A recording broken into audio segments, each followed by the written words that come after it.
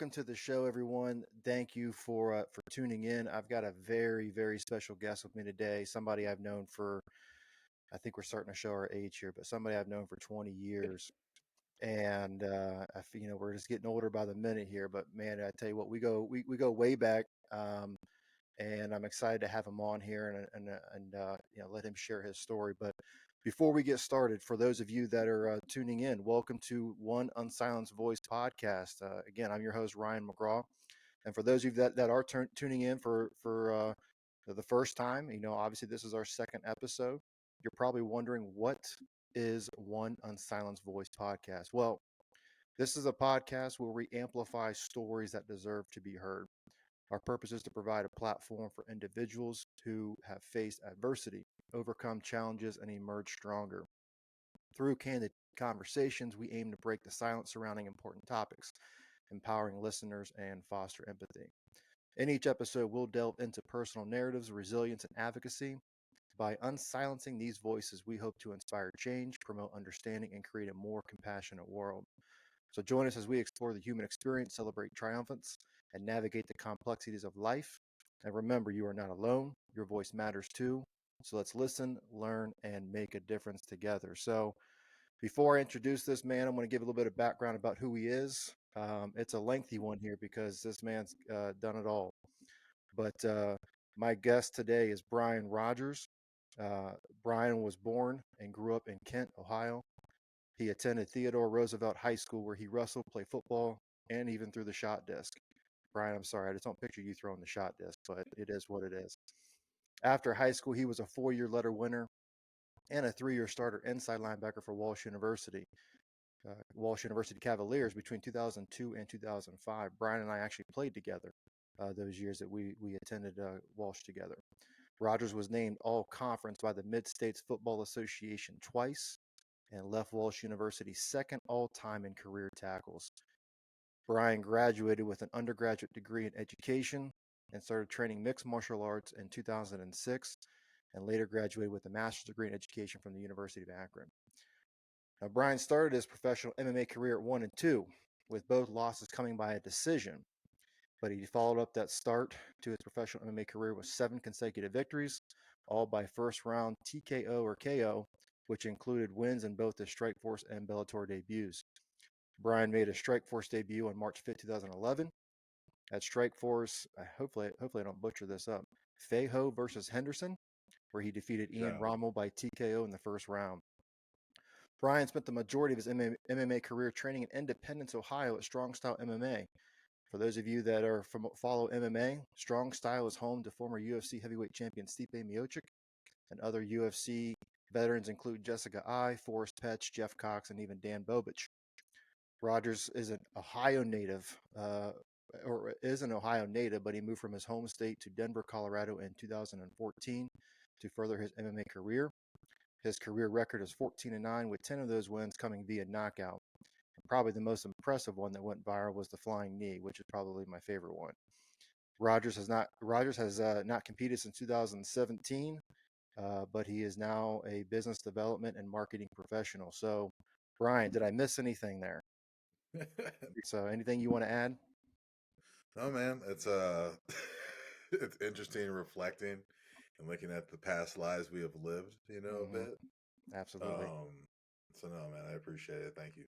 No problem. So, I know that was a lot to a big background, a big intro there. I didn't want to steal any of your spotlight from anything you wanted to add, but I felt that it was important to share all that because of kind of where you're at today and what's going on, and those kind of things probably help propel you to help prepare you for what you got going on in life. And so, the purpose of this show is to share stories, and obviously we want you to share your story. So, before we kind of delve into some personal issues, I'd love to know more about your journey, man. Like, I know one thing that I remember us in college, and the the fun we had, the parties we went to, the craziness that we got ourselves involved in. But you didn't get into MMA until after college, at least from my memory. Shortly thereafter, and even when we were working at Valley Total Fitness back in, gosh, was just like feels like eons ago.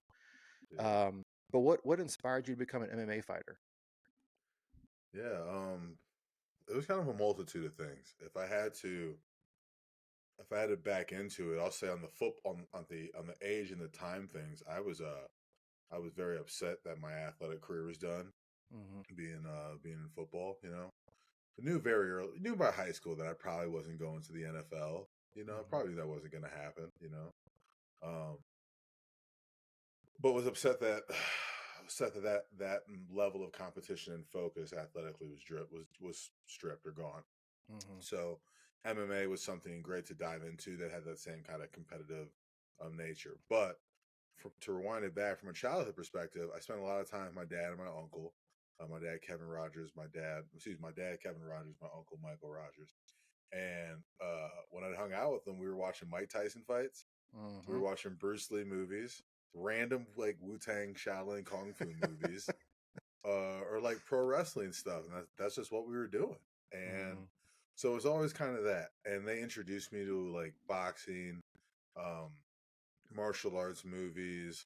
Always kind of would give me my uncle Mike especially give me a lot of like the lessons and like a little bit of like the Taoism or Taoism or Zen Buddhism stuff that would show up in the movies. My uncle was kind of on that vibe, so he would give me some of that game. But anyway, I always thought that was interesting, Okay. and I was a bigger kid. You know, I wrestled 165 in eighth grade. Was always active, but from like fourth grade to eighth grade, I did karate, did martial arts, did Ishinru karate. Was always did well in the sparring. Was super mid in the kata and the forms and all that, but did well in the sparring, you know, and did that like fourth through eighth grade, and then got into high school sports. You know, did wrestling throughout Mm-hmm. junior high, eighth grade through high school, and whatnot. So wrestling in high school, I always kind of thought, man, if I could have punched that guy, I might have won that match. So yeah, I'll just do jujitsu. You know, same, right? That's how it'll work out. Right. So that was something else that like also kind of gave me confidence. It was like, oh, you can wrestle and you can punch. I did karate before. I used to fight like a karate kid when I first started out. Like I'd keep my Mm-hmm. hands real low and things like that. It was definitely a process, but it was just that kind of wanting to, again, in the beginning of it, a little anger, being done playing football, being done Mm-hmm. playing football in college. So a little bit of anger, a little bit what's next, a little bit, oh, these student loans are kicking in. Oh, Right. Right. they're giving away some money over here. It looks like let's see what we can do, Yeah, Sally punch me Mae. in the face. Give me a few bucks. Why not? Yeah, Let's give it a shot. yeah. Now, Funny, that's it. recently a buddy asked me, no, I connected with a buddy, Chris Camosi, he's a friend of mine in Denver. And he recently fought for the bare knuckle heavyweight championship and lost a close decision. But I was like, you know, I didn't ask him what he got paid. I was like, what are like the low level people getting paid? And he was like, like 25, 5K. I was like, oh wow. I was like, bare knuckle fight? He's like, yeah. He was like, you could probably get about 10K. And I was like, no, I don't think that's enough. I'm I good. don't think that's I'm good on enough. that bare knuckle stuff. Heck, I'm good with putting on Yeah, the gloves. I'm not getting in that ring with some of you crazy people, man. You guys have yeah. worked me over pretty quick, man. So hats off. I mean, I always admired that sport. Because I think a lot of us, us, I'll call us, older middle-aged dudes now. Mm-hmm. You think, oh, that guy's 160. I could probably take him. I'm 200 Yeah, pounds, and in all reality, these guys who do it for a living, they're very precise with their and very yeah. methodical for the most part, Mm-hmm. and you gotta you gotta have the right mind frame to step in that ring. I can only imagine. So I mean, the hats off to you for doing it. And it's kind of funny. I remember watching your career, and I think I've watched almost every single one of your fights, whether in person, Appreciate that. or even on Bellator and different um, you know outlets or programs that you were fighting through or whatever I'm not thinking of the wrong word here, but it's interesting that you come from a wrestling background, but from what I recall, you fought mostly kind of stand up. You Mm-hmm. at least if I correct me if I'm wrong, but I always kind of remember like you mostly, I mean, you don't have 10 knockouts as a, coming from a wrestling Yeah. background out of, until almost half your career fights are done via knockout. Um, and so I just thought that was kind of what kind of like inspired that reason or mentality to kind of not go back to your roots of wrestling rather than, and obviously focus more on the stand up. I think the growing up watching Mike Tyson fight, like, oh yeah, Yeah. getting made fun of and called Tyson as an elementary school kid. Um, and then also watching Vanderlei Silva fight coming up, Hmm. and it was a little bit of like, I think I'm bigger, faster, and stronger. I think I can overwhelm you, and so Hmm. I'm gonna fight you like I got shot out of a cannon or in a booth. And Mm-hmm. it's ironic that I tell people very often, it's very ironic that I do brand strategy now, because I don't think I fought with a lot of strategy. I think the strategy was like, I'm bigger, faster, stronger than you. I'm gonna knock you out. And Mm-hmm. that was it. And it worked a lot. It did There's work. yeah. I think there's times I should have pivoted. Looking back, I talked to my coaches. They're like, "Yo, you were real analytical, and then sometimes you just throw away the game plan on that night." You Mm-hmm. know, So what's kind of going through your mind though? Like, when you step in the ring, or the octagon, and yeah, like what does that emotion feel like? Can you even compare it to anything like that for people yeah, that have not fought before? Like, I mean, I think about, you know, obviously playing high school ball and you run out on Friday nights and that mentality, that thrill. I always, even though you and I played at college, and we played at a high level, there's not very many people that get a chance at any level to play a college sport, let alone, play college football for an extended period of time. And we've had some of our teammates, heck, I even personally had a shot from a short. I wasn't there for a cup of coffee. I got cut pretty quickly, but you had we all had it. Probably could have taken a chance to play at a farther level. um, and obviously there's just a different mentality of athleticism there. um, but what do you compare that to? I just think like there's nothing like Friday Night Lights, and even in college, like there was nothing that you can really compare it to. Just that running out and playing that rival or making that big play at any level. Like, what do you compare that to? it's interesting. I've told people that the feeling that I got from MMA is the same feeling when you get that big hit Mm. on a night. That ooh, where the whole crowd's like ooh, that one of those, you know. Right. It's that extended a little bit. So Mm-hmm. it's like that dopamine extended. And now you're not playing every Friday. Mm-hmm. You have, if you're really cooking as an amateur, low level pro, you're fighting every 3 or 4 months. Mm-hmm. But you're just chasing that. You're a little bit Mm-hmm. chasing that. And the game, the strategy is a little bit different as far as MMA. Like me, linebacker, read your guard. My battles are with the guard, the tight end, the fullback, and there's different from like a martial arts perspective or like an old school kung fu perspective. There's different shit you got to put on each of them. And Or the you're really battling me and behind you because you used to yell at me to say, Ryan, do your job. Like, stop missing all these tackles. I remember that. Come on. You I got to tell worry about me. people, I was very verbally abusive to my friends as a football player. I'm like, I'm not the chill person and see right now. And Yeah. that was not it. I've told Well, people all the the funny time, part like, of well, I was gonna say the funny part about it yeah, though is that we get off the field and we'd be like, all right, we playing cards tonight? Where are we going tonight? yeah, We gonna what club we going to? So you know, I, absolutely, absolutely. I didn't mean to interrupt you. I just made No, me. you're good. I You're want to good. throw that in there. So like you were talking about like kind of that It's you're reading your guards and kind of that feeling of what that feels like. Yeah, I think if I had to like kind of explain it to like the tactical end of things, the strategic end of things in martial arts, there's an answer for Mm-hmm. everything. We see in kung fu movies or The Matrix where he's like doing all the blocks and this or that. Right. We see it in boxing when someone dips and rips, and in mixed Mm-hmm. martial arts puts together that fluidity and the striking and the grappling. And so that was always interesting to me. But there's an answer for everything, and there's like how the guard's going to attack, how the fullback's going to attack you, or the tight end's going to do this.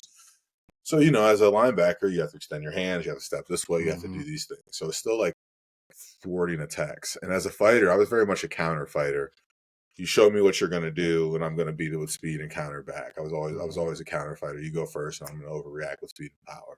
Mm-hmm. So that's where I think some similarities go. But like mindset wise, I don't know. I feel like I was a little different. Like, I used to throw up before a lot of football games, I and the remember. same thing I and the same remember. thing that happened before fighting, and me just vomiting. Mm-hmm. And my boxing coach, my boxing coach Scott, said to me, he was just like, "It's your body preparing for war." And I was like, "You don't really think of that, you know what I Mm-hmm. mean? Like, at the time." And it's like, well, I guess there's only so many human emotions, or like, Mm-hmm. this is in this modern day. And I got friends in the military. I can't imagine going to war. I'm not running that much. So I can't Mm-hmm. comprehend being in the military really. But I guess for my body and going into like this fight or flight or like football, especially freshman year, I was only on kickoff. I was just sprinting down the field like a kamikaze. Mhm. I'd feel like I'd throw up before every game, thinking of that feeling, that rush, that impact. And you kind of feel the same thing going into fighting. It's like there's going to be a lot of physicality, Yeah. and it's going to be an exercise. Oh yeah. Yeah. Absolutely. So like when you reflect back, what's one of like your most memorable moments in your fighting career? Mm, I'm going to kind of give you like a low, medium, high. Um, and I'll back into it. The high is the flying knee of mine that went most viral. I was fighting a Hmm. guy by the name of Vitor Viana. He was a two-time Brazilian Jiu-Jitsu world champ in the gi. He was coaching at Vanderlei Silva's gym in Vegas, was the jiu-jitsu instructor. Um, had been to the previous season tournament finals. Didn't want to be on the ground with him jiu-jitsu wise. Didn't want to get tired with him and then him be on top of me. Hmm. And fought really well. People who know me, I've had long hair most of my life, but I fought with short hair that fight because previously I got my hair grabbed in a fight the year before, got kneed in the face and lost the fight. So it was a lot of like road back from that. But putting it together, staying up on the ground, I threw him in that fight. I put good hands together even before the flying knee. There was like a double jab right hand that stunned him that went to the flying knee, and it was just being really disciplined to set up the highlight. So I'd say that was like the highest of high. That was, ESPN. That was a viral moment. That got me invited to the World MMA Awards for Knockout of the Year. I got to give away an award. Got to go to Vegas. That opened up a lot of like notoriety, visibility doors. A lot of you're stamped as a world class fighter for these Right. moments. So it's great plays or whatnot. Hmm. So I'd say that's the high. I'd say a medium is 2012 October, fighting in a guy named Dominic Steele, who was a guy from Ohio as well. Sounds Um, familiar. had went through some ups and downs. Had lost that big fight in Cleveland where I got knocked out. Um, and after beating Vitor Vienna, I had a big fight in Cleveland. I got knocked out. Took some time off. Had got married. A lot of things were happening, and then in October 2012, went 3 rounds of Dom Steele in Ohio, down in Dayton. I had trained up in Montreal a lot with George St. Pierre and Faraz Zahabi, Rory McDonald, Dennis Kang, just a lot of really good people in like the French Quebec Canadian scene. And George St. Pierre, one of the greatest welterweights of all time. So it's like really focused on that. And anyway, beat Dom in 3 rounds, mostly striking. Didn't get tired, and it was kind of a notch in the belt. So I'd say that's my medium. And then a low would actually the last fight I had before moving to Colorado. September 2013, had some ups and downs in some tournaments. Fought a real tough kid from Denmark, a tough kickboxer. Best conditioning shape I had ever looked in. I had hooked up with my old strength and conditioning coach, Chris Lewandowski, who used to train me in the summers when I was home from Walsh. And I Hmm. got ripped. I walked in there like 196, had barely cut any weight to make 185. Like best shape I've ever been. Ignored the game plan. Just walked in and just was like starting to throw with this kid. And we went 3 rounds, and he got the better of it. And he Mm. finished it with like me in the face and me falling. And I remember the ref was like, "I thought you deserved to finish the fight." And I was like, "Good thing there wasn't 10 more seconds. I was done." Had to go to the hospital afterwards. Um, got back in the fall of September 2013. Like I said, had been in a new house. The kiss of death, they say, is get married, have a kid, and get a house all in the same year. Mm. It wasn't quite all the same year, but it was close. Yeah, I've been Uh, there. yeah. So that would be the low, and that's what kind of Mm. actually caused me to try to want to shake some things up.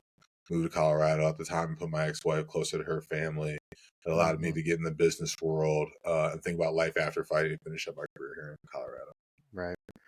So you kind of already touched on it a little bit about, the kiss of death as you mentioned it, but the marriage, and marriage is a beautiful thing. Let's just go ahead and put that out there. Yeah. Marriage can be a beautiful thing.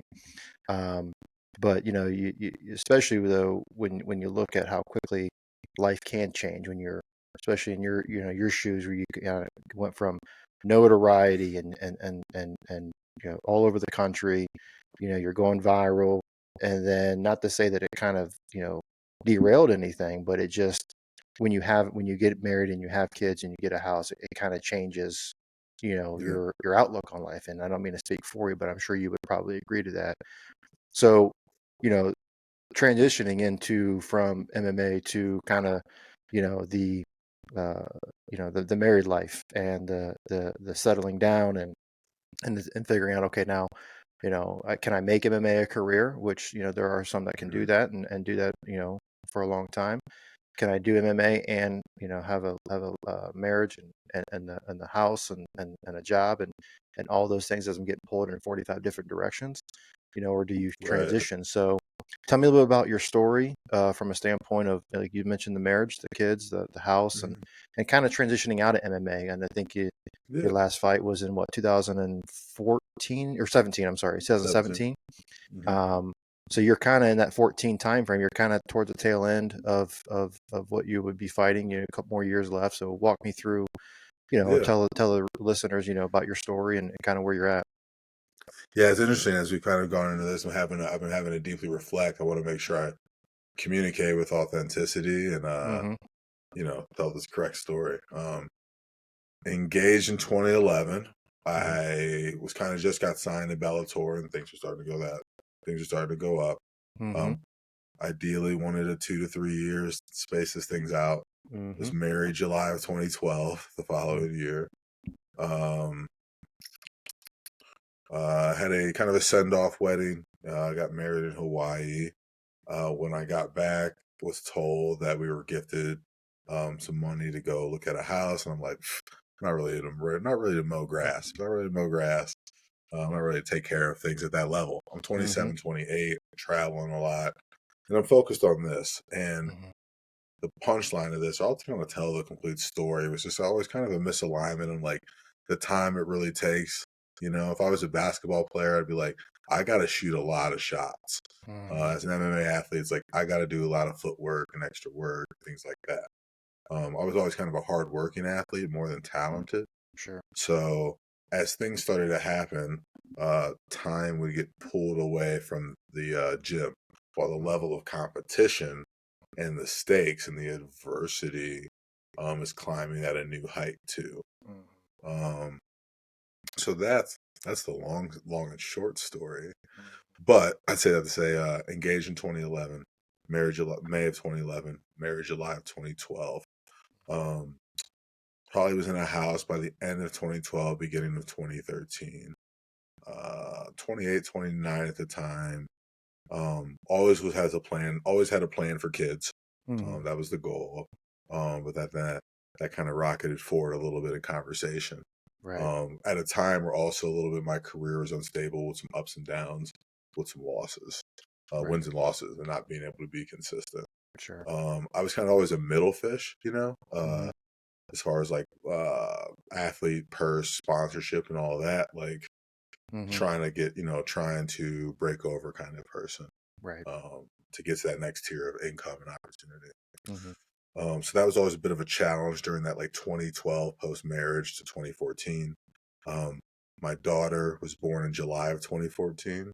Mm-hmm. After the low loss I spoke about, Mm-hmm. kind of came back and was reflecting around things, what needed to happen next. Me wasn't very sure what was going to happen with my career. Mm-hmm. But my wife at the time was sure she wanted to have a baby, which I Mm-hmm. still was in favor for, but we had some disagreements on the timing and scenario of things. Right. My daughter's dope and it's a blessing. And Right. uh, so it's fine. It's fine. But in the moment, in the time, a lot of challenge, a lot of friction Right. in that regard. Uh, So, flash, oh, go ahead. I'm sorry. You're right. I was going to ask about the next steps after that. So you're flash forwarding. Keep yeah. going. Keep going. Get to Colorado 2014. Um, Kind of up and down again with MMA, starting to build on my professional career, starting to work jobs in software sales that allowed me to have a salary job and still kind of chase the dream of fighting. My daughter had just been born about 6 months into being in Colorado and whatnot. So again, was up and down fighting, kind of starting the building of my software sales career. There have been 3 different companies between 2014 and 2017. My last big fight was in Italy in April of 2016. I fought a guy by the name of Alessio Sakara. I still like to say We were not drug tested that fight, and the way he hit me showed that. Well, I got drilled. I won the first round. I got drilled the second round of the fight in Italy, and got released by Bellator after that. And so that was April of 2016. A lot of uncertainty at that point going on. Hey, what's going to go happen with my career? Okay, now I'm probably going to have to go fight local. My manager at the time said the UFC said win 3 in a row and look good at 205 because I've been fighting 185. Win 3 in a row, look good at 205, and we'll bring you in. I'm like, okay, that's what we're doing. We're gonna, we'll get a fight in Cleveland, we'll get a fight in Denver, and we'll get to the UFC. So that was the plan. Had a fight in Mansfield, Ohio in January of 2017. That was wild. Had like 6 opponents on the way there. The weight class kept changing. It's in Mansfield. I've been fighting in arenas. Like my last fight was in Italy in front of 16,000 people. Now we're in Mansfield. I'm warming up. I can see everything happening. Like, How did we get here? how did we get here? Well, I was in Italy an hour ago. An hour ago, I was world class. But won the fight. Went on a long crying rant afterwards. 2 months later, fought in Colorado, won a local title, and in that fight, I tore my labrum in my rotator cuff. And my son had been born a month previously. My son and my brother happened to both be born February 16th. My birthday is February 15th. Interesting. So tore the labrum in 2017 in my last fight, and at the same time, I had been was working in software sales and working remote for that other company. They let me go. So now I'm like, okay, 1-2 fights, a torn shoulder. That's just 9 months of, this is a year rehab if I get shoulder surgery or I just do physical therapy. Newborn son. Okay, now we got a 2-year-old and a newborn. What's next? So I decided to go all in on my first branding advertising agency. Which is a trend I've realized in my life. Football, that's done. That's hard. We'll go in MMA. Okay, MMA's done. That's hard. We'll sail right into entrepreneurship.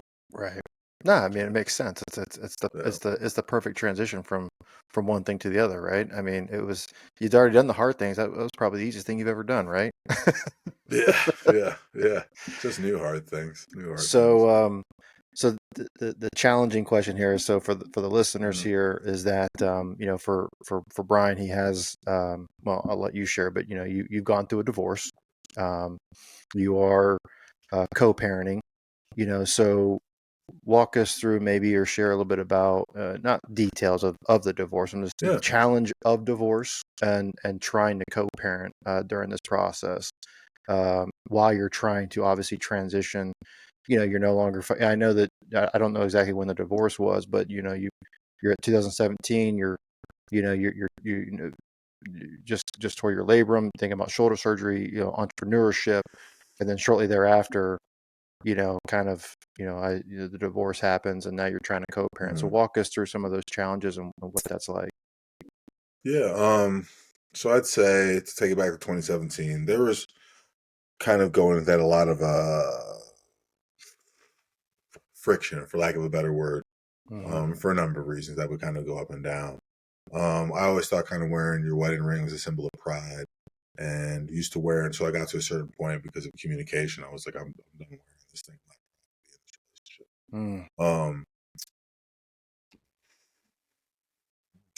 Didn't really truly separate until 2021, and for a number of reasons.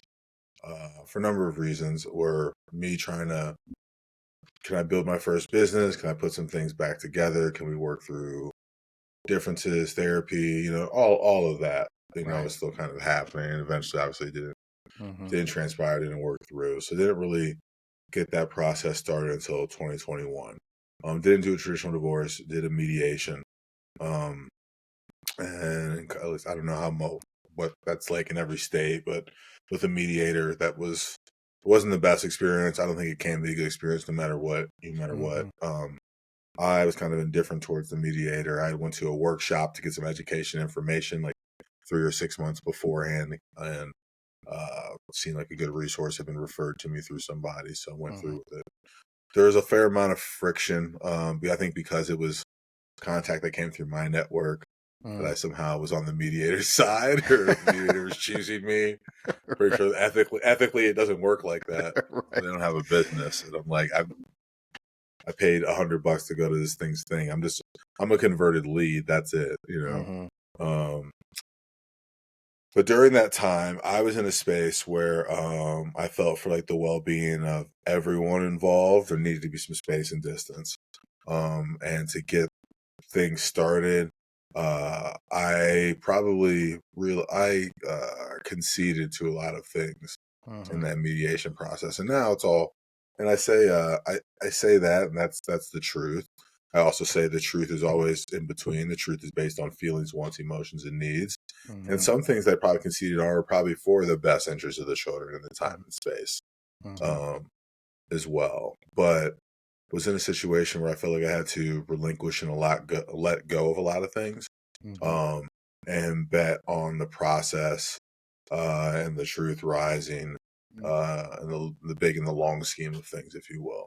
Yeah. And so for me in my process, and to anybody who's like in it right now, Mm-hmm. and I don't know the back ends of all family court and how how permanent some things may be, Mm-hmm. but like you gotta bet on yourself, time, character, and ability. Yeah. In the That's a big great scheme of point. things. I know because, I mean, there's, and I'm not speaking specifically to your story or my story or anyone's story, but, you know, data does show that traditionally, the woman is the primary, custodial parent, Hmm. for the most part, and it's overwhelmingly that it's an overwhelming number. When I say primary, it's like 90% of cases, Hmm. or the female or the woman is the primary custodial parent. And and there has been studies that show there is a little bit of bias in the court system because of that, because of of how men are viewed and how women are viewed, and that nurturing process, and what's in the best interest of the kids. Hmm. And in all reality, that the system really hasn't changed much for quite some time. And and again, this is not to discredit or talk negatively about ex-spouses. This is just to kind of show that as men, we have we have feelings in this process too, and sometimes we do probably concede when we probably shouldn't. Um, but I understand that process too. And I know that as just as I know you, Brian, as your character and who you are, that I guarantee you that you love your children and would do anything for them to the ends of the earth. Just like I love my kids, and most Hmm. dads, and I say most because I know there's dads out there that, and there's women out there that probably don't deserve the opportunity to be a parent sometimes because of the choices that they made. But um, I understand that struggle, and I get what that's like. And I said this in the first episode. These are just stories. These are just experiences. We're by no means, I'm not an expert in family court matters. I just know that I've heard enough stories and seen enough situations to where there has to be a voice heard, and that's the purpose of what we're trying to accomplish here. Is just share our struggles, bring some awareness around it, and because it is hard, especially when you go through those situations where you do concede to certain things, Hmm. or you don't necessarily win the battle, and it's hard for us men to look at that long-term plan, and fight through that, because it's just um, it's in our nature to want to fight for that, or not even fight for that, to just kind of concede to peace at times, and just let things be, and hopefully we have our opportunity to show the love to our kids and when we get to see them. So um, obviously I know that can be tough. Obviously you've gone through a divorce, and all this has kind of happened short, within a few years from a standpoint of divorce, your career, all those kind of things that are happening. So walk me through, like, maybe some of your perspective on how you face some of those struggles. I know as a Yeah. as a father and as a husband, I am remarried, but I still struggle with communication issues or things like that, at times with my ex-spouse. um, And, us as men, we have some, we do have mental health struggles at times when it comes to, navigating through the complexities or, the separation from our kids. How do you overcome some of those struggles, and what's kind of helped, how did you face those struggles during those times? Yeah, good question. I think thank you for asking. I have to think about kind of different laps. I'm very much a believer that we're all on a journey and that this, we're kind of in the middle of a marathon. And I think sometimes our life's turn of events are just a lap. You know what I mean? Or Mm-hmm. just a lap. They're a mile. I think about life. I think about storytelling. When you watch a movie and you see a character going through a bad thing, in a movie it's a 5 second dream sequence or a 2 minute sequence. Mm-hmm. And us, that chain of negative or bad events could be 6 months, 9 months, whatever. I say that to say, um, there's a lot of resentment. There's a lot of tension, kind of, I feel like in the beginning. We do most of my visits and time with the kids all together. Um, that has gone fairly well. And I think it's best. I think it's great for the kids. You know what I mean? It's not always easiest for probably me or her, just from like, I just don't want to spend any time around you. Yeah. For whatever that emotional, physical reaction Sure. has. Mm-hmm. And, as we talk about, what have you done to work through things? It's like, that's still the biggest, challenge or hurdle is just sitting in kind of the same space, Mm-hmm. again, in different parenting styles in one room Mm-hmm. when kids are normally with her, Mm-hmm. majority of the time. So that's a bit of a challenge, and balance. How has You know. you know, you you know, we generally, I don't want to say maybe parents are wrong word, but we make decisions based off our past experiences. Mm-hmm. So like, with MMA being such a big vital, and I don't mean to keep going back to that, but I just, Mm-hmm. you think about, you mentioned like, you're sitting next to your ex-spouse, and I think probably there's a reason why we have, they probably feel the same way. There's a reason why you're no longer Yeah. together. Um, and you have an uncomfortable feeling at times, being, in a same area, from time to time for whatever the case may be, because of different parenting styles or different perspectives. But how has MMA, potentially prepared you, like some of the mental Yeah. challenges or the time leading up to it, the preparation, like how has that your background, your history, or even before MMA or after MMA, like how has that prepared you for, navigating through this on a day-to-day basis? And the reason why, I mean, let me preface this with this another uh, piece as well, is because, I know that men specifically, when they go through divorce or separation, there's a significant jump in bringing awareness to suicide, because men have a significant jump in suicide rates when they go through a divorce and they're a divorced dad. Mm-hmm. And and it's not to say that neither one of us are at that verge, because we're not. It's just, I know that there are men out there that need help and they need encouragement. So like, what are some things that you've been able to look back on your past that's kind of said, hey, here's some things that I face, and here's how I navigate through it, and here's how I'm going to navigate through this. Like, how has that prepared you for where you're at today? Yeah, I'd say for me, it's a combination of okay, past, present, and future. Obviously, I've formerly been an athlete and a fighter, Mm-hmm. and so there's a lot of training, there's a lot of endurance, there's a lot of things that you have to go through. But in Mm-hmm. this new stage and chapter of my life, I've realized that I need to take on the mentality of a martial artist. So for me, that was getting back into just Brazilian jiu-jitsu. Like, I haven't kickboxed or boxed in a couple of years, done any formal striking of Mm-hmm. any kind, but I've really focused on grappling and jiu-jitsu, and along that I've started competing again, and that's just a part of what I like to do and my Mm-hmm. level of competition. But it's like, okay, um jiu-jitsu is a big community, lean on piece, consistency, health, wellness, a big part of my journey and my growth post divorce. And I went to my buddy, I train at within Easton Martial Arts, Brazilian Jiu Jitsu Academy franchise in Denver, Colorado. There's several locations. I train in Arvada, my buddy Chris Mearswack's gym, who's an Ohio guy. And I went in there on like maybe a Sunday after Thanksgiving, November 2021.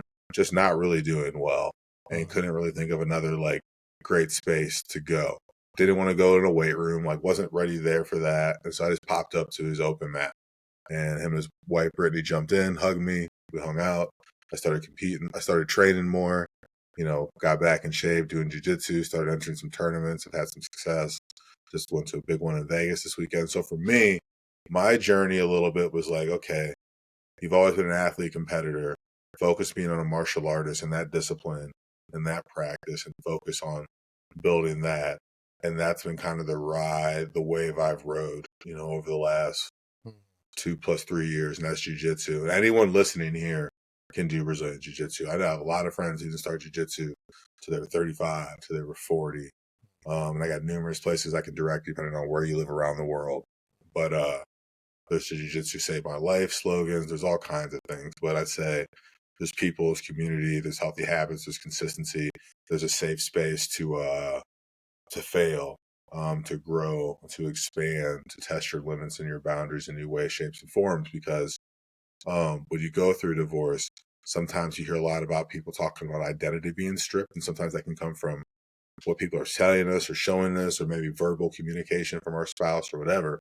But you're going to either have to remember who you are, or you're going to have to build a new person, and probably somewhere in between. Right. And so for me, it's like I've like leaned back on like, yeah, there's things that I have within me, and I'm battle tested in a few ways, and my brain can go a certain different ways.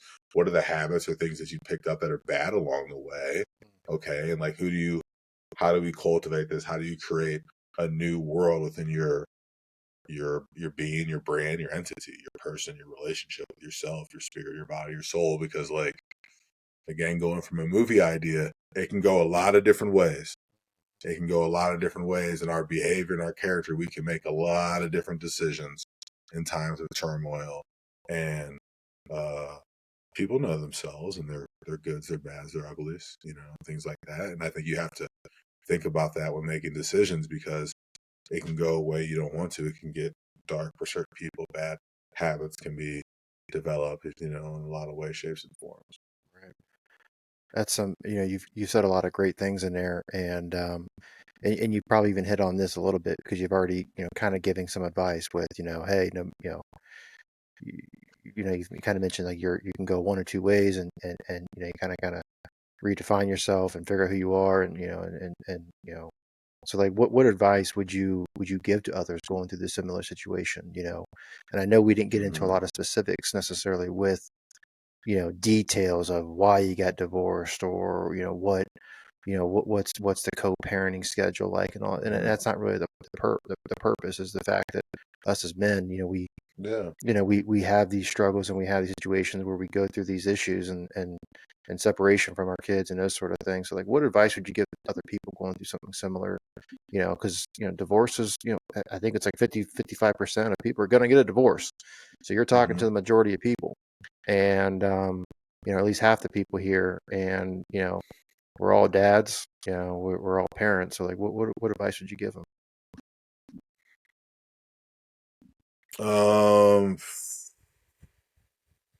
As much as it hurts, you have to seek truth and honesty within yourself, within the situation. You have to be able to have a conversation, and understand that you're the participant in certain conversations, but you have to look at the totality of the people you're dealing with, and also sit in 30,000 high feet as the witness or the observer, and saying, that person who used to love to you, that was your wife, is now reacting out of a place of scarcity and fear, and their reptilian brain is activated, and they're in survival mode. And so certain things you aren't just going to get. And some of y'all got to know too, you knew she was petty from the get. Certain people have my ex-wife's not a petty person, so that's not a shot at her. But you got to know who you're dealing with and who you're communicating with, and you have to deal in honesty first with yourself. I talk about ownership a lot. Talking to one of my clients today, one of their values is extreme ownership. Ownership is tough, because I there's times I've had to where I've expressed ownership or wanting my ex to own something. But at the same time, in a reflective manner, I'm like, but Brian, you got to look at bop, bop, bop, Right. And I think if you're able to do that, and you're able to audit, not judge, be able to audit your behavior and actions, And I just treat myself like an athlete, bro. We're just trying to get better and on the field, even with Yep. the relationship and the communication of just Mm-hmm. like, we're just trying not to argue. That's the goal. We're trying to do this or that. But if you can audit, not judge the people in it, and just understand the environment container you're playing in, Mm-hmm. things will go a lot better. Right.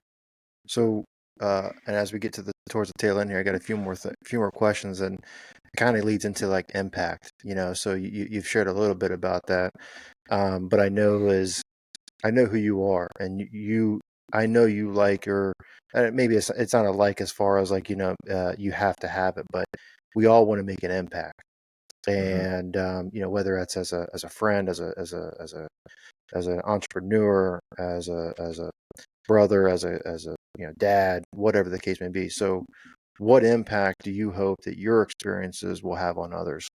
You know, and how do you hope to impact, you know, fellow friend going through something similar? You know, what impact do you want to leave on the world? I think it's to live my purpose. Mm-hmm. I believe that my purpose is to energize my community into abundance and help raise my community's collective consciousness. And when I say energize my community into abundance, I used to say, "Oh, I'm supposed to connect people. People are supposed to meet. I'm supposed to lead teams." I would say all these things, and then I kind of reflected back and said, "You know what? Like people always compliment me on my energy, Mm-hmm. maybe in the uplift and the bringing and things like that." And that showed up through sports and athletics. So like, okay, I think you know, so you think it's supposed to energize people, and that's not rah rah. That's not hype. That's sometimes Mm-hmm. speaking life, truth into them and seeing something they might not see within themselves. You know, and when I talk about raising my community's collective consciousness, that doesn't have to be a wide global spiritual thing. Collective consciousness might be like, Ryan, oh, I know you're working in this space now. Here are a couple people I want to connect you to, and here are a couple of opportunities or territories within that space. Oh, those are some new opportunities, new seeds. Okay, my conscious or what my skills, abilities, and what I can do has now been elevated and raised. Mm-hmm. I think it's just perspective and vision. And so Awesome. those are things I think I'm supposed to bring in the world. I think that's a micro and a macro of what you know me as a linebacker and a leader. Right. In a different way, I think it's managing personalities, relationships, energy, teamwork to build and conduct and make things happen. That's awesome. So, lastly, before we wrap up here, one of the biggest things that I've come across is people that are you know, that don't speak up or don't try to seek support. So, you know, how do you think that we can encourage more people to kind of break that silence, seek support? They maybe don't have those you know, those the structure that we have had, or Yeah. the ability to kind of speak up. You know, what encouragement would you give some people to help break that and seek that support? Mhm. Being human is a full time job. Mm, We all come from a lot of different environments, backgrounds, and experiences that have shaped our beliefs and our behaviors. You have to be okay with knowing that some of your beliefs may be flawed, or that and understand that they may. You're right, two truths can exist, but your beliefs may be flawed and they may be shaped because of previous impacts and things you've had. But some of those self-limiting beliefs, whatever you may have, are negatively affecting your behaviors and how you're acting out, producing whatever that may be. right. So I think you have to kind of first look at that and then be able to seek knowledge, points, and information. There's a Mm, lot of North Stars to march towards from mm-hmm, people that are putting out good content, that's resources, is information, but you got to follow, find some sort of consistency and pattern things and some things you can drive towards it. It might be the Bible. It might be the Quran. It might be jujitsu. It mm-hmm. might be CrossFit, but it's probably some discipline, something that you can put some faith and structure into. Um, that's going to kind of help you elevate you in some way, shape, or form. That's great advice. So before I kind of give us our closing thoughts here, is there where can listeners find you? Do you want to share like your, you know, Facebook, social media handles, that Yep. kind of stuff, so they can kind of follow you and connect with you? Sure, appreciate that. On Instagram, B Raj the Predator. My name is Brian Rogers. My nickname was the Predator, so B Raj the Predator on Instagram. It's the same thing on Threads. I have a Twitter, but it's called X now, and it's mostly just garbage, so I don't really use it. I have a TikTok. I don't really do much on that. But B Raj the Predator on Instagram is the best way to find me. If you watch this, if you'd like to connect, chat, follow up, build a relationship, shoot me a message. I'm happy to do that. If you'd like to build your brand and have your space, mind, environment change with your brand and your business, I'm interested in talking about that as well. Awesome. Well, thanks, Brian. And I know I seem kind of formal when I say Brian, but I don't know you as Brian. I know you as B Raj. So, again, we go way back. So, thank you, Brian, for sharing your story, brother. It's good to see you. It's good to connect with you. And I want to say something. I want to commend you on something because it's interesting that we're at this point where we're sharing these stories. But I remember just recently I posted something on Instagram, and it was kind of one of those moments where I was kind of in my own feelings and emotions, and it was like I picked up the Bible, and I'm a Christian, I'm a believer, and I was going through kind of a rough moment at that particular time, and I picked it up and I shared. I kind of got vulnerable on an Instagram post where I shared some scripture and kind of shared a brief little story there, which is kind of out of my norm, which is interesting because I'm sitting here doing a live, a podcast, and I'm going to be posting this, on YouTube and those sort of things. And so I am putting myself out there to make myself vulnerable. But I was kind of out of my comfort zone because it's not something I really do on social media. And you never know who's going to hear that and who could be that voice. And, Brian and I, again, I've known each other for 20 years. We've texted here and there. We've stayed in contact. We follow each other on social media. And then I post that. And I think within like 20 minutes, you called me and we're just like, hey, man, how you doing? Like, I wasn't expecting a phone call. I wasn't expecting anything, but you just called me and were like, hey, man, like, I saw that. I'm thinking about you and I'm here to talk to you if you ever need it. And I thought that was pretty cool because I think too often us as men, like, we think that we don't need somebody to reach out to us. We don't need something. And that meant a lot to me. So I want to thank you for that. Man, it's no problem. It's my pleasure, man. I'm glad you picked up the call. I'm glad yeah, you picked absolutely. up the call. Well, why would I not I'm pick it glad up, we got man? to chat. If I Yeah, I didn't, don't know. if I didn't pick it up, you might knock me out, man. I got to pick that call up, So, Yeah, no, I man. appreciate that, man. So, thank you for joining us, Brian. Thank you for joining us on the episode of One Unsilenced Voice. And as we wrap up the conversation here, I just want to leave you with a few reflections here. So, first thing is resilience and strength. So, we heard about Brian's journey as an MMA fighter, as a divorced parent. That reminds us that life's challenges don't define us; they refine us. His resilience in the face of adversity is a testament to the human spirit. And really, the second thing, breaking the silence. Brian's stories matter. Your story matters. My story matters. And so by sharing our experiences, we break the silence surrounding difficult topics. And I appreciate Brian's openness about divorce, co-parenting, and some of the mental health and mental health, and it encourages others to do the same. Empowerment through vulnerability.